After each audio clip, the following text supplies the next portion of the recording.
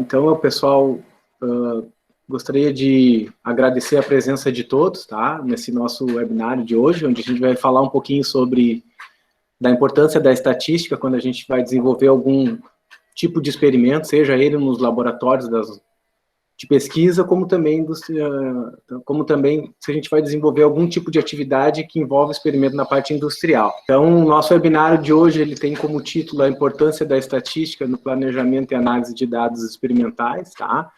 Então, a ideia de colocar esse webinário é que quando a gente faz os nossos cursos de graduação, a maioria deles tem uma disciplina chamada probabilidade e estatística, né? Então, a gente vai lá com um matemático, ou com alguém da física, seja quem for, o professor, e a gente aprende lá várias coisas dentro daquela estatística, daquela probabilidade, que vão desde médias, desvios, padrões, né, análise daqueles testes de Fisher e tudo aquilo mais. Quem não viu ainda vai ver isso. E acaba que, quando a gente passa por aquilo, depois, muitas vezes, isso aconteceu, por exemplo, na minha graduação, a gente não usa mais aquilo. Mas não usa porque não é porque não sabe, é porque a gente tem o conhecimento daquilo, mas não tem a ideia de como usar. Basicamente, a gente acaba usando lá média, desvio, padrão, e depois o resto todo que a estatística nos oferece, a gente acaba não usando, né? Então, a ideia do webinário de hoje é que a gente consiga enxergar, através da técnica de planejamento, de experimentos e também análise de modelos estatísticos, como a estatística ela pode ser e deve ser usada, né, com muita utilidade dentro de análise de dados experimentais, seja no ambiente industrial, seja no ambiente acadêmico, tá? Então, toda vez que a gente vai desenvolver um trabalho científico, e vejam bem, o trabalho científico que eu estou colocando aqui, ele pode ser, novamente, industrial ou acadêmico, a gente pode seguir duas rotas dentro desse meio. Uma rota, que a gente chama de simulação, ou que está vinculada lá à modelagem de processos, tá? E a outra rota, que é a rota experimental. Então, dentro da rota de simulação, a gente tem uma limitação. Qual que é a limitação? E que cada vez mais se torna menor essa limitação. Seria o nosso custo computacional. O que a gente chama como custo computacional hoje em dia? Seria uma capacidade de processamento, né? Que envolve softwares, hardwares que a gente usa para fazer essa simulação. Então, cada vez mais, o desenvolvimento tecnológico tem mostrado para a gente que essa capacidade de processamento, ou esse custo computacional, é cada vez... a capacidade é cada vez maior, o que reduz esse custo computacional de tempo na simulação. Já na parte experimental, que é o assunto que a gente vai lidar hoje, a grande limitação que a gente tem seria um custo de infraestrutura. E vejam bem, quando eu falo custo de infraestrutura, eu não estou colocando somente a construção dos laboratórios. Eu falo de construção de laboratórios, de equipamento para laboratório, eu falo de reagente, de tudo que envolve um laboratório. Então, se a gente for parar para pensar, isso é muito caro, é muito caro. Por isso que vem a simulação, inclusive, né? A simulação, ela serve até muitas vezes para baratear a parte experimental. Então, tu faz uma simulação, tem uma ideia do que vai acontecer e depois tu pode testar na parte experimental, né? Então, esse custo, ele tem que envolver o quê? Um bom senso. Então, toda vez que eu vou fazer uma parte experimental, ele tem que ter esse bom senso, e é aí que a estatística entra. Por quê? Porque a estatística, ela pode nos mostrar de um modo muito mais dinâmico, de um modo muito, que eu posso dizer assim, multivariado, a interpretar esses dados com um número mínimo de experimentos, né? Então, a ideia é usar a estatística dentro deste bom senso, tá? Então, é aqui, nesse sentido, que a gente está colocando aqui da estatística propriamente dita, tá? Que vai se embasar o nosso seminário de hoje. É pegar tudo aquilo que a gente viu ou verá dentro da estatística na nossa graduação e usar ela numa forma de bom senso para análise de dados experimentais. Tá?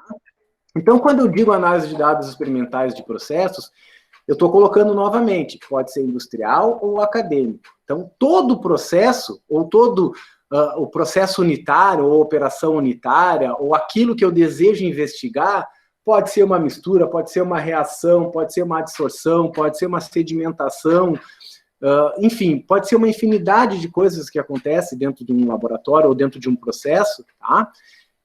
A gente terá dados de entrada, certo? Desse processo, e vai ter os dados de saída, que seria a resposta ou o produto. Então, eu tenho uma matéria-prima e tenho uma saída.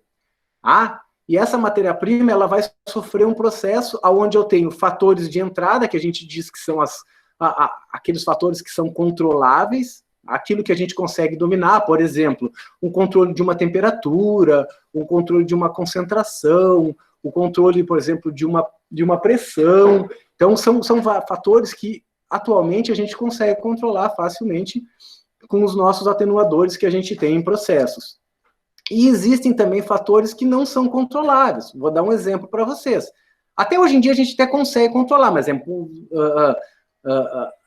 uma coisa difícil de controlar. Por exemplo, a umidade do ar, né? Então, por exemplo, hoje é um dia bastante úmido, amanhã é um dia bastante seco. Então, são fatores que muitas vezes as indústrias não controlam, a gente não consegue controlar dentro de um laboratório. Então, são fatores ditos não controláveis. Bom, então, dentro desse processo, a gente vai aplicar a estatística, geralmente são nesses fatores de entrada, esses fatores controláveis que a gente consegue modificar para que a gente tenha um processo mais dinâmico, um processo mais econômico, que me dê a melhor saída possível, ou seja, a melhor resposta dentro daquilo que eu estou procurando, tá? Então, aqui eu coloquei uma nomenclatura aqui do lado, que basicamente é uma nomenclatura que a gente vai usar dentro desse webinário, e que também está envolvido dentro dessa parte de planejamento e análise de dados experimentais com estatística, tá? Então, sempre que eu estiver colocando resposta, essa resposta, na realidade, vai ser aquela propriedade de interesse que eu estou buscando. Por exemplo, um rendimento máximo de uma reação, ou, por exemplo, uma umidade mínima de um produto, enfim. Seria aquela variável de saída de interesse que eu quero otimizar, tá? Que eu quero a melhor resposta possível. Então, isso seria a nossa resposta, tá? Também nós temos aqui, os fatores. Isso aqui é super importante, pessoal. Esses fatores aqui, são as variáveis controláveis. Aquelas variáveis que a gente vai modificar dentro do nosso processo e que vão influenciar a resposta, tá? Ou seja, vão nos levar para a resposta no melhor nível possível, tá bom? Depois, outra nomenclatura muito importante que a gente pode utilizar aqui, seria a nossa superfície de resposta. Isso aqui é importantíssimo, gente.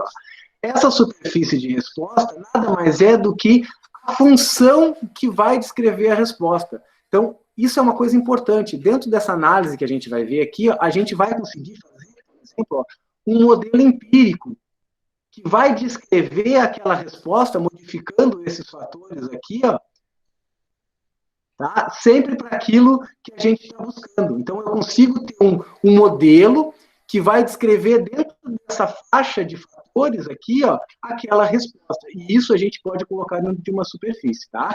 Então, veja bem, isso aqui é só nomenclatura que a gente vai brincar um pouco mais adiante agora. E os níveis que a gente vai falar são os fatores, ou os valores desses fatores aqui, certo? Que vão produzir a maior, ou a melhor, ou a otimização da resposta que eu estou procurando, tá?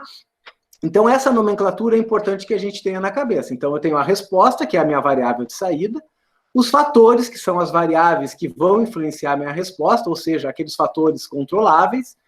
A superfície é a função ou o modelo empírico que vai descrever a resposta, e os níveis são os valores daqueles fatores que a gente está estudando para ter a melhor resposta possível. Bom, então, vamos trabalhar com um exemplo aqui. Por exemplo, dentro dessa nomenclatura. Digamos que a gente quer obter o rendimento máximo, tá? Então, a gente quer o rendimento máximo de uma reação química, certo? Que é controlada pela temperatura e pela concentração de um determinado reagente. Então, se a gente for colocar isso dentro daquela nomenclatura que a gente acabou de ver ali, a nossa resposta vai ser quem? A nossa resposta é o rendimento máximo, que é o que eu estou procurando. Os fatores são as variáveis que influenciam aquela resposta, tá? Que no caso é a temperatura e a concentração. A superfície de resposta vai ser quem? Vai ser o modelo empírico, ou seja, é um modelo de R como função da temperatura e da concentração. E os níveis são os valores da temperatura e da concentração que nós vamos utilizar para obter quem? Aquele nosso rendimento máximo que estamos procurando, tá? Então, agora eu vou fazer uma brincadeira com vocês. Vou fazer a seguinte pergunta. E cada um vai pensar na sua mente assim, ó. Como é que cada um de vocês faria, tá? Para obter os níveis ideais dessa concentração e dessa temperatura que me deem quem? O rendimento máximo. Olha, eu vou dar por experiência própria para vocês. Antes de eu conhecer a técnica que a gente vai estudar agora mais adiante, ou que a gente vai apresentar para vocês agora mais adiante, eu faria como o senso comum que está colocado aqui, ó. Então, eu coloquei aqui, ó, um senso comum, que é o que praticamente todo mundo faria, isso eu tenho certeza, tá? Que é o que esse senso comum? Ora, nós partiríamos de uma etapa 1 que seria, bom, vou fazer o seguinte, eu vou fixar o primeiro fator em um certo nível e vou variar o fator 2, ou seja, eu vou fixar a minha temperatura e vou variar essa minha concentração até descobrir o maior rendimento. Quando eu alcançar isso, o que eu vou fazer? Eu vou pegar aquele valor de concentração que me deu o melhor rendimento, vou fixar ele e agora vou variar o fator 1, que é lá a temperatura, até produzir o maior rendimento. Certo? Aí eu fico fazendo essa pergunta. Bom, então eu fixei um e variei o outro até achar o rendimento máximo. Quando eu achei o rendimento máximo, eu vou fixar esse daqui e agora eu vou variar o outro. Ora, isso é um senso comum. E aí vem a pergunta, isso que a gente está colocando é certo ou é errado? Aí eu botei a figura de um pensador aqui, ó. Né? Fazer isso é certo ou é errado, gente? Olha. Gente, senso comum não é bom senso. Isso não está certo. E nós vamos provar por A mais B que fazer isso não está certo. E quando a gente pega e faz uma análise de artigos ou de procedimentos experimentais industriais, a gente vê que o senso comum, que é esse que a gente mostrou agora, é o mais utilizado industrialmente. É o mais utilizado dentro dos laboratórios. Por quê? Porque a gente parece que deleta, ou a gente não vê a ligação, o elo de ligação daquela estatística que a gente vê na nossa graduação e a utilidade que ela tem dentro daquilo que a gente pode usar dela nos experimentos, sejam eles acadêmicos, sejam eles industriais, tá? Então, esse senso comum, ele nos dá conclusões o seguinte, ó, o rendimento máximo daquilo ali, seguindo esse procedimento, só seria descoberto em circunstâncias muito, mas muito especiais. E sabe por que isso, gente? Ah, por quê? Porque o modo correto não é fixar uma variável e variar a outra. O modo correto é fazer todos aqueles fatores, ou seja, todas aquelas temperaturas e concentrações, variarem ao mesmo tempo. O que eu quero dizer isso? Eles têm que ser multivariáveis. Tá? Por quê? Porque as variáveis, a gente vai ver que isso acontece na natureza, elas podem influenciar mutuamente o valor umas das outras. Ou seja, nem sempre o que foi otimizado para a concentração vai ser o ideal para a temperatura. E vice-versa. A gente tem interação entre os fatores. Uma coisa pode influenciar uma na outra, né? Então, o valor ideal para uma delas pode depender do valor da outra e vice-versa. Tá? Então, é isso que a estatística nos traz como vantagem. Fazer com que eu consiga fazer experimentos multivariados com o mínimo de experimentos possíveis. Ou seja, o custo-benefício muito mais elevado e com uma plataforma ou uma forma de obter conclusões muito mais correta do que usando o senso comum. Tá? Então, a ideia nossa é usar quem? É usar o bom senso. Perfeito? E para isso, nós vamos aprender, ou aprender não, vejam bem, nós vamos apresentar para vocês hoje essa técnica chamada de planejamento e otimização de experimentos, certo? Por que eu digo que a gente vai apresentar isso aqui? Porque para realizar essa técnica, ela é uma coisa assim bem dinâmica e que exige, tem livros sobre isso, certo? Tem disciplinas sobre isso. Até tem aqui dentro do nosso curso da Engenharia Química, tá, aqui da Unipampa, tem uma disciplina eletiva que a gente aprende a fazer isso. Essa disciplina é ministrada por mim, de vez em quando, e ora pela professora Gabriela, tá? Então, vocês podem fazer essa disciplina que lá a gente vai tentar ensinar para vocês, quando ela for ofertada, da melhor forma possível, essa técnica. Então, aqui é uma coisa mais motivacional, mostrar para vocês o quanto ela pode ser útil, tá? Por quê? Então, o objetivo que a gente vai querer disso agora é o quê? É extrair de um sistema em estudo o máximo de informação útil e com um número mínimo de experimentos. Olha aquele custo-benefício lá, que eu falei anteriormente. O custo de um laboratório é muito caro, tá? Quais são as vantagens disso? Ora, eu vou poder fabricar produtos com melhores características, eu vou diminuir o tempo de desenvolvimento, eu posso aumentar uma produtividade de um processo, eu posso diminuir o custo de um processo de experimentações, eu posso minimizar a sensibilidade dos produtos a variações nas condições ambientais, ou tipo aquelas variáveis que eu não controlo. Tu lembra que eu coloquei lá em cima? Certo? Entre outras tantas coisas. Olha, são N vantagens que a gente tem. A gente só tem a ganhar utilizando isso. Tá? E onde é que eu posso aplicar isso? Vejam bem, ó. Qualquer investigação experimental, onde a natureza está lá. Vejam bem, isso não é aplicável na simulação e na modelagem de processos. Só é aplicável em investigações experimentais, tá?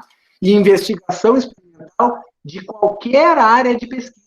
Pode ser na engenharia química, na engenharia de alimentos, na química, na física, na engenharia civil, enfim, qualquer investigação, até na letra, se vocês quiserem, pode utilizar isso aqui, tá?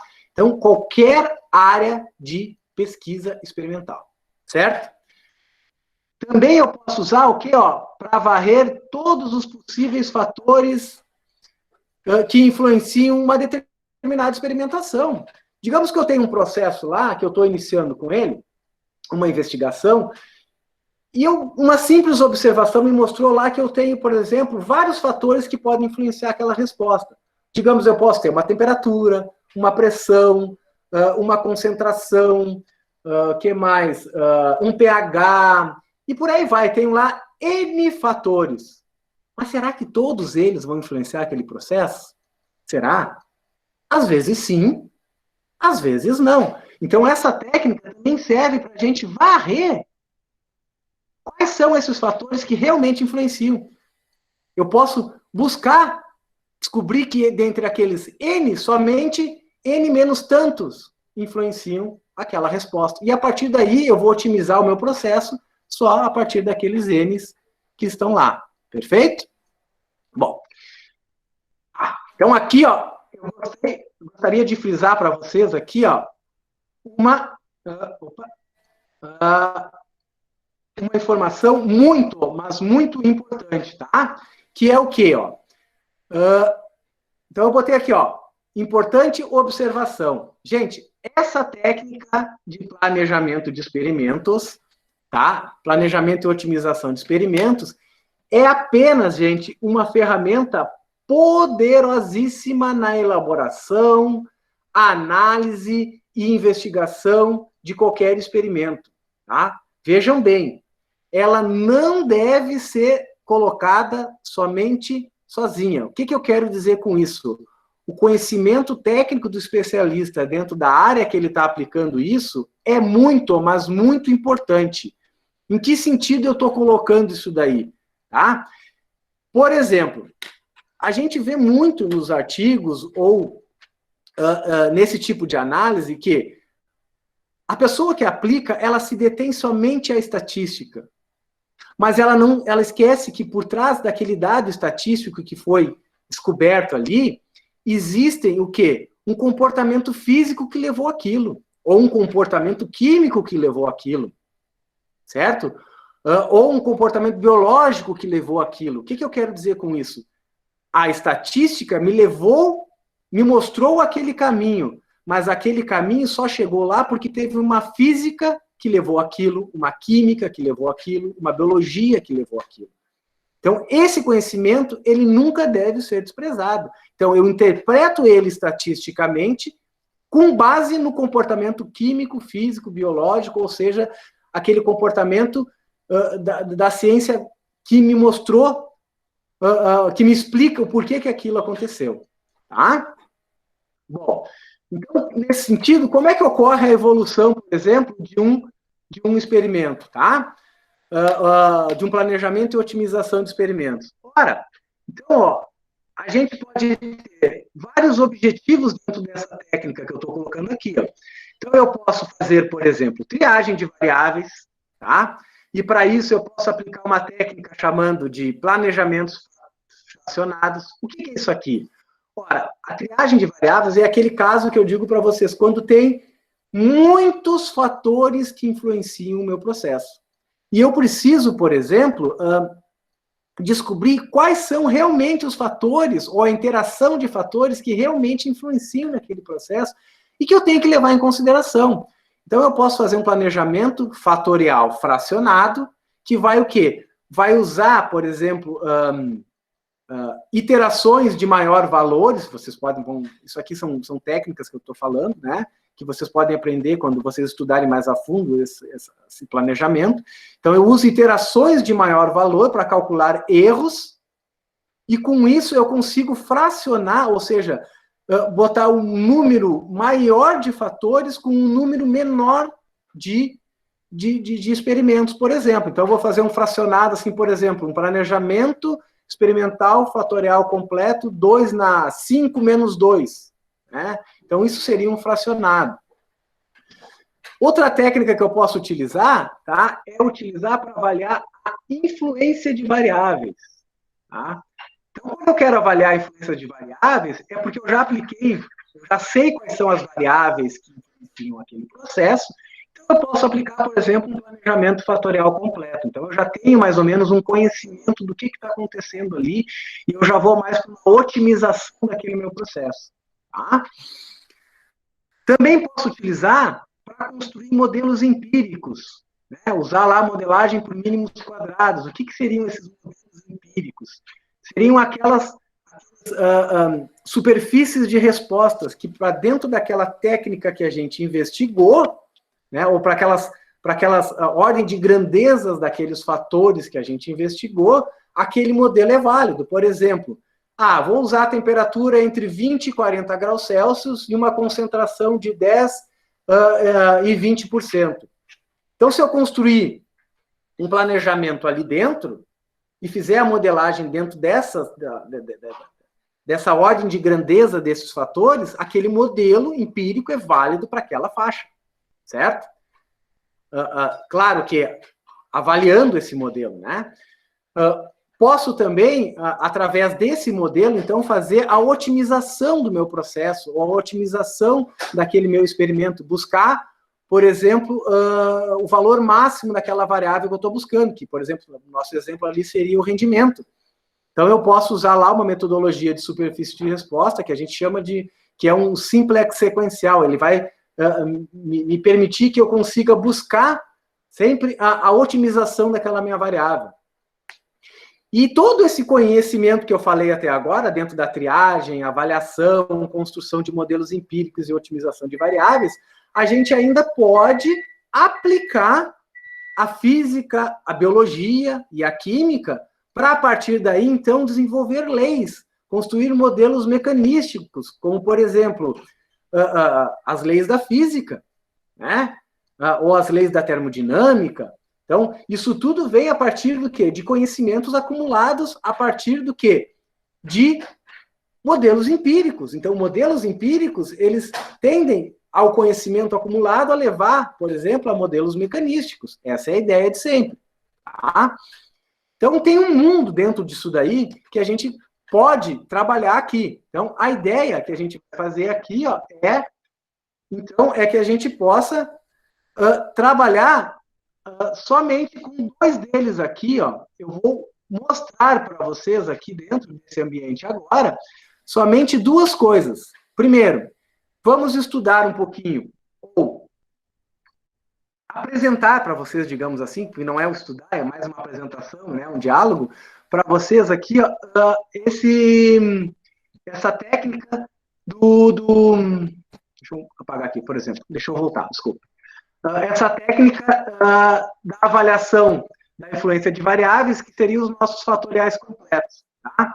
E também vamos estudar a parte de construção de modelos empíricos. Então, aqui, o que eu vou fazer? Eu vou apresentar somente 2 exemplos rápidos para vocês, para que vocês tenham, de início, assim, uma ideia da grande utilidade que isso que a gente está discutindo tem na nossa profissão, tá? Como experimentadores, seja em qual for a área, tá, gente? Então, vamos buscar aquele nosso exemplo lá, ó. Vamos fazer, então, uma organização de um planejamento experimental fatorial completo 2 na 3, tá? Então, o que seria esse planejamento experimental fatorial completo 2 na 3? Ele vai ter a seguinte estrutura experimental para vocês aqui, eu vou mostrar. Quais são os fatores? Então, quantos fatores eu vou ter ali? Ó? Eu posso ter, então, são os N fatores que influenciam a resposta. Por exemplo, concentração, temperatura, pH, tipo de catalisador, pressão do sistema. Isso são fatores que podem influenciar um processo. E os níveis são as faixas de valores que eu vou colocar esses fatores. Tá? Então, um planejamento experimental fatorial 2 na 3, por exemplo, eu vou ter 2 níveis para 3 fatores. Isso vai me dar o quê? 8 experimentos somente em laboratório. Se eu estiver fazendo sem duplicata. Se eu for fazer com duplicata, eu terei 16 experimentos. Tá?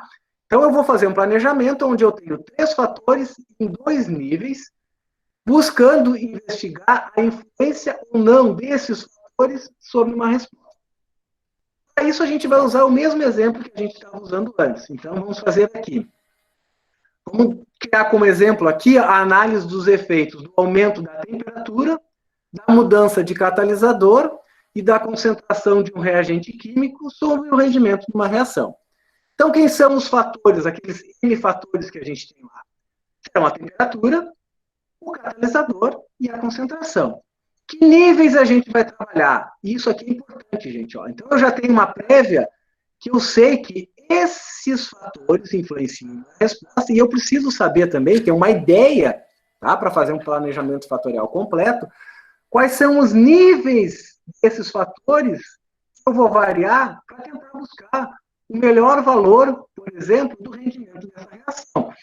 Então, experimentos prévios ou artigos que eu li, referências que eu li, me mostraram que, cara, a faixa de rendimento máximo para essa reação, por exemplo, está lá entre 40 e 60 graus Celsius. Então, eu tenho um nível inferior, que seria o 40, que eu vou chamar de menos, e um nível superior, que eu vou chamar de mais, que seria 60 graus Celsius.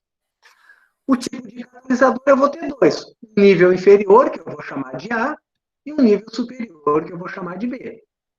E a concentração, eu posso ter um nível inferior, que eu vou chamar de 1 molar aqui, que seria o menos, e um nível superior, que seria 1,5 molar, que eu vou chamar de mais aqui. Tá? Bom, então, dentro disso tudo, a gente vai bolar o nosso experimento. Então, se eu tiver um K na M, 2 níveis, 3 fatores, eu tenho 8 experimentos sem duplicata ou 16 experimentos com duplicata. Como que a gente monta isso dentro do planejamento de experimentos? Então, eu tenho lá, ó, por exemplo, ó, 8 ensaios que estão colocados aqui. E de que modo eu vou voltar? Ó? Os meus fatores seriam a temperatura, o catalisador e a concentração. Então, eu vou trabalhar assim, ó, 40, nível inferior, nível superior, 40 a 60. De novo, nível inferior, nível superior, 40 e 60. Aqui, opa, aqui. Tá? E assim, para a temperatura, eu vou variando até os 8 experimentos. 40, 60, 40, 60, 40, 60, 40, 60. Depois, para o catalisador, eu vou variar de 2 em 2. AA, BB. AA, BB. E para a concentração, eu vou variar de 4 em 4. Inferior, inferior, inferior, que seria o 1. superior, que seria 1,5. Isso aqui me permite ter o quê? Todas as combinações possíveis para essas variáveis. Tá? Então, aqui eu boto a minha matriz de fatores codificada nos seus respectivos níveis. Certo? E aí eu vou lá para o laboratório. Vou fazer isso aqui de ordem aleatória. Hoje eu vou fazer, então, o experimento número 4. Coloco a 60 graus Celsius, com o catalisador B, 1 molar, que seria o mais e menos. E obtenho, em duplicata, o meu rendimento. Que está colocado aqui, 64,52. No outro dia, eu vou lá para o laboratório, vou fazer o 2 agora. Superior para a temperatura, inferior para o catalisador, inferior para a concentração. Obtive esses valores. E assim eu vou fazer para todas essas combinações, obtendo as respostas de rendimento aqui em duplicado. Posso calcular a média aqui, certo? Então, aqui, mais ou menos, eu já consigo ter uma ideia do que está acontecendo, né? Porque isso aqui foi tudo multivariado. Já me mostrou, olhando por cima, sem fazer nada de tratamento estatístico, já me mostrou aqui por cima, que o rendimento máximo foi obtido nessa condição aqui, maior temperatura, catalisador A, maior concentração. Ora, mas será que ele tem, estatisticamente, ele é diferente desse outro aqui, que eu usei maior temperatura, catalisador A e menor concentração? Ainda não sei. Por quê? A estatística vai me dizer isso.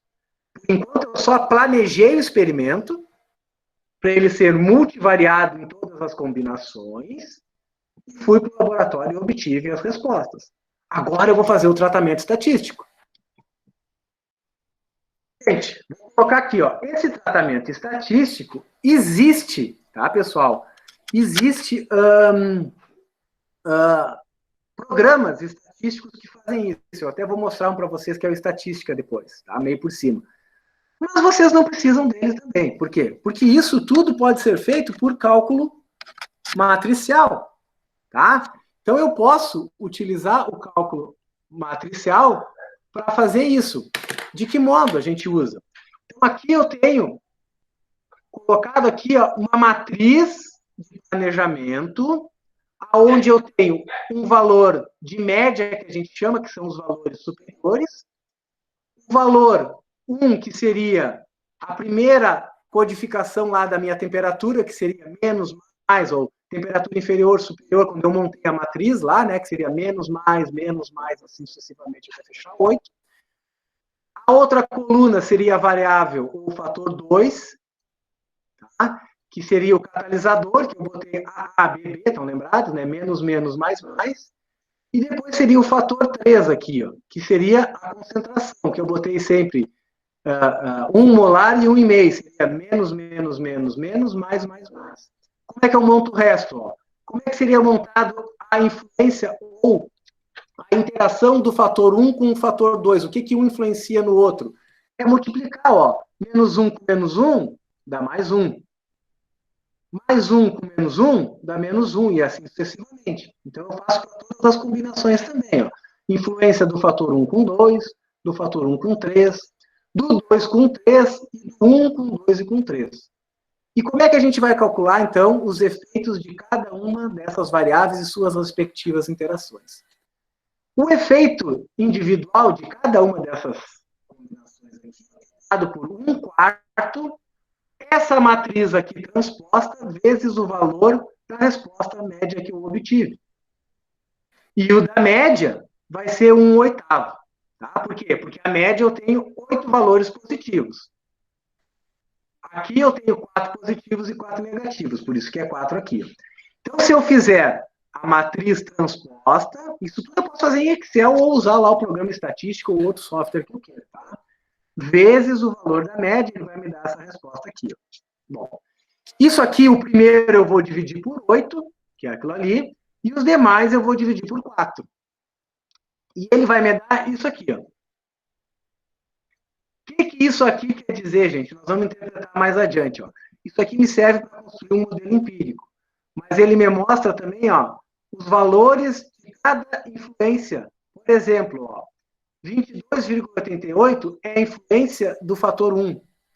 Positivo, ou seja, quando eu saio da menor temperatura para a maior temperatura, eu aumento em 22,88% o rendimento da minha reação, por exemplo. Mais ou menos isso. Tem como eu interpretar de uma maneira mais adequada, eu vou mostrar para vocês depois.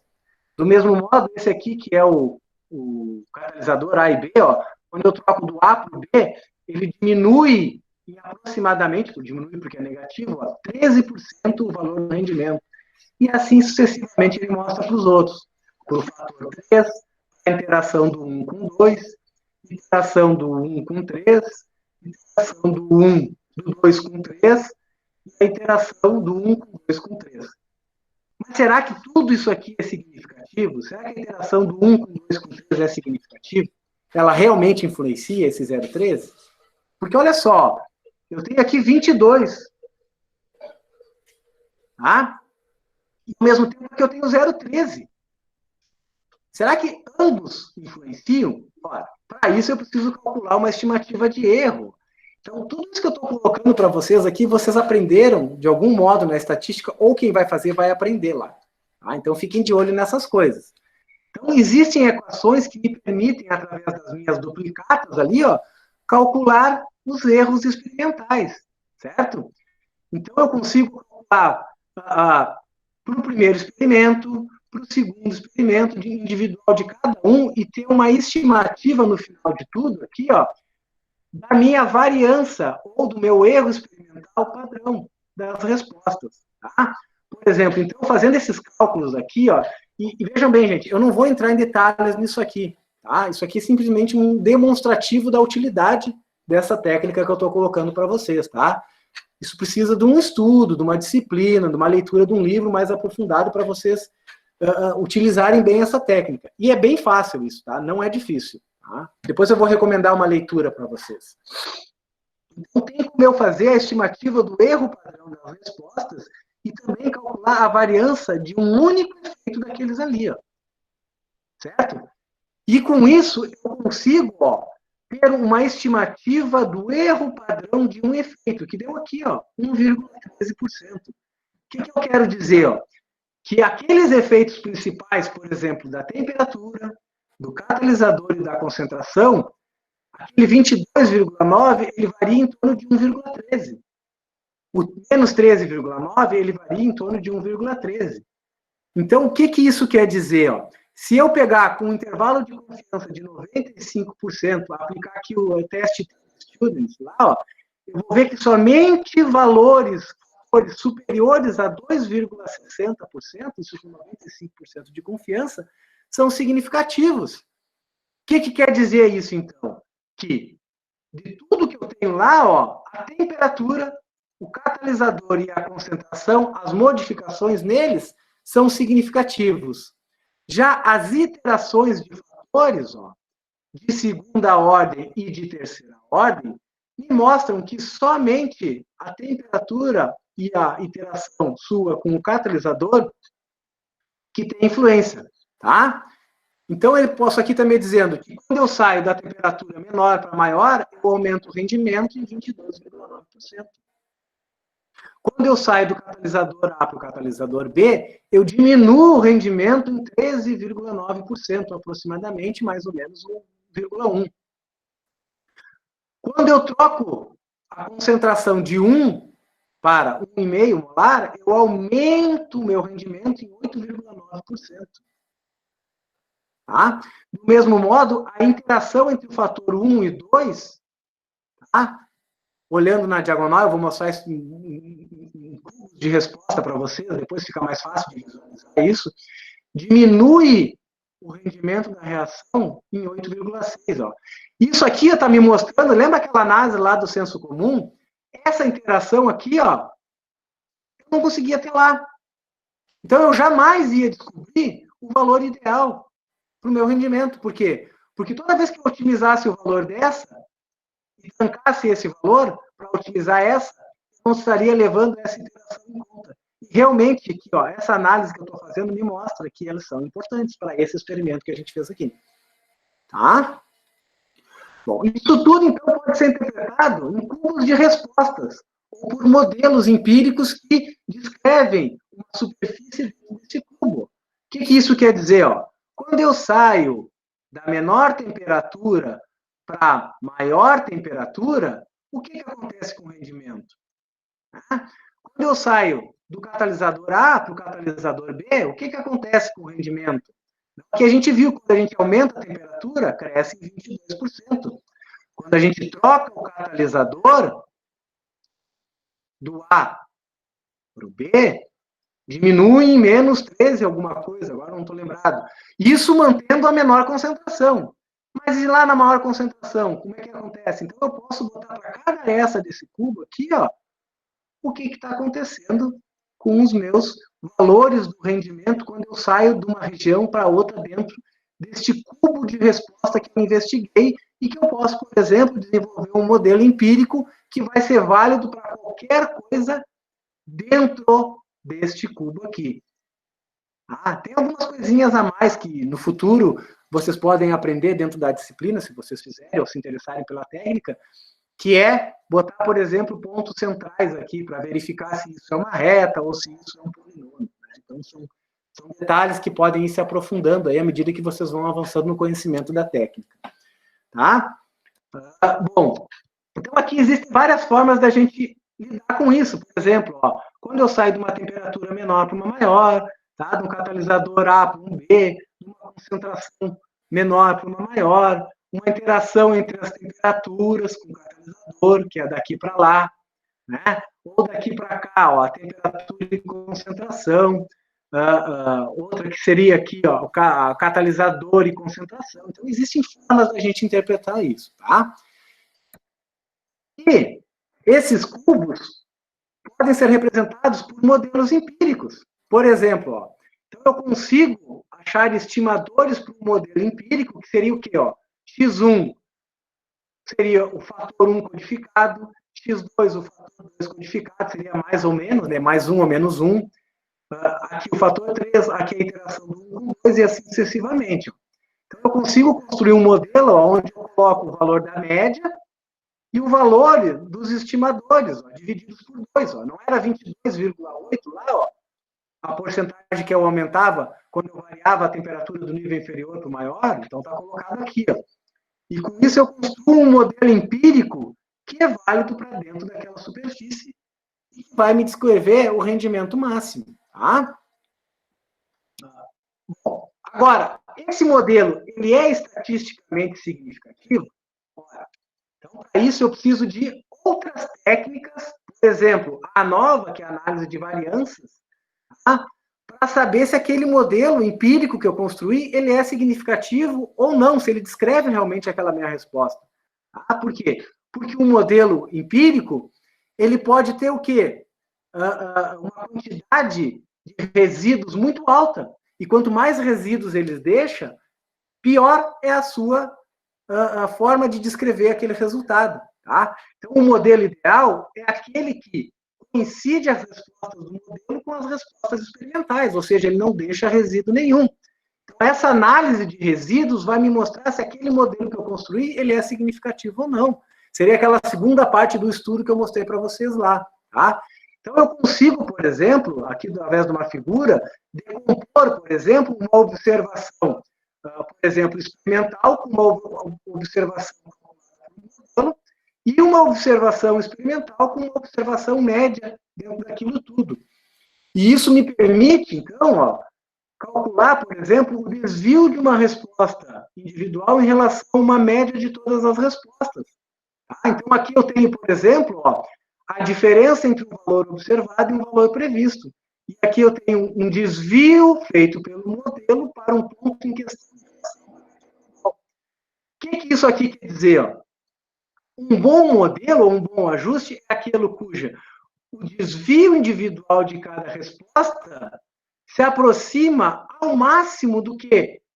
Do desvio feito pelo modelo para um ponto em questão em relação à média global, ou seja, quanto menos resíduo esse modelo deixar, melhor é o valor previsto por ele. Tá? Então, para isso existem técnicas que são lá os mínimos quadrados, lá que eu posso aplicar a soma dos quadrados para calcular somas quadráticas, tá? Então, são técnicas de cálculo que aqui eu estou apresentando mais ou menos por cima para vocês, tá? Que nos permitem calcular o que? Somas quadráticas em torno da média. Tá? E verificar que essa soma quadrática em torno da média nada mais é do que uma soma quadrática que vem da regressão mais uma soma quadrática que vem do resíduo. O que isso quer dizer? Que parte da variação total das observações em torno da média é descrita pela equação da regressão e o restante fica por conta dos resíduos. Então, é evidente que quanto maior for a fração descrita pela regressão, que seria o meu modelo, melhor é o ajuste. Tá? Por quê? Porque o restinho que fica é do resíduo.